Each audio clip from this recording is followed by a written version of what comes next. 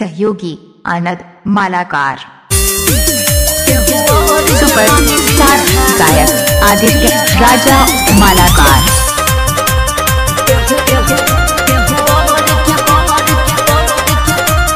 Music by Priyanshu Singh.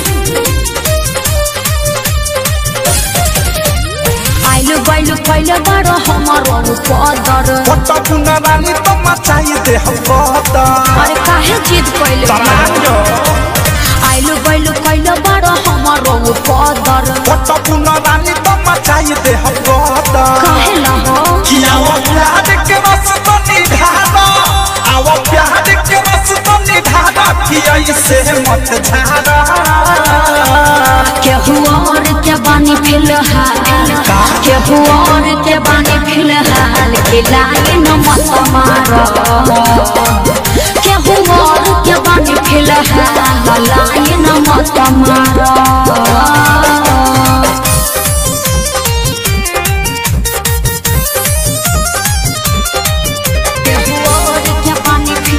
Super star गायक आदित्य राजा मालाकार। सहयोगी आनंद मालाकार। दुआरे दोसर गोर मटक चला वाला छोड़ टाइम तू कर न पास मिली अभी दोसर झकास।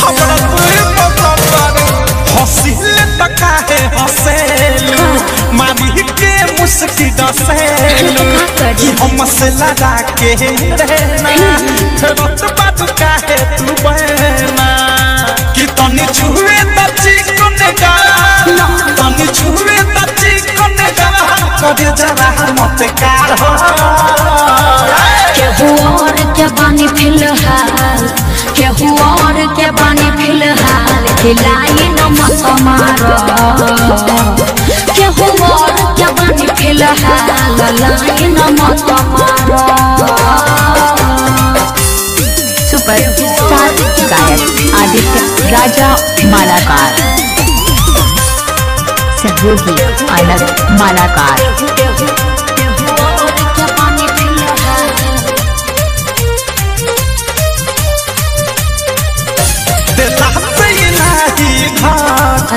लसाले खजाना साथी कि मन बाता करना माना कि छाछ फोड़ दे हो छाना। दिक्कत हो जाए बायावधा से प्रेमी से प्यार झूठे तो कैसे होई तैयार। कि राइटर के विशाल तू लौन मन के संभाल। बताइबू कि सब जाने ले अनुराग, सब जाने ले प्रियांशु की बतिया मत डरा। के हुआ और के बानी फिलहाल, के हुआ और के बानी फिलहाल खिलाए न मत मारो। के हुआ और के बानी फिलहाल लाए न मत मारो। आइलो बैलो कैलो बारो हमारो पदर पट्टा पुना रानी तो मचाई दे हम पदर। काहे ला हो कि आओ प्यार के रस तो निधारा, आओ प्यार के रस तो निधारा कि ऐसे मत झारा। के हुआ और के बानी फिलहाल, के हुआ और के बानी फिलहाल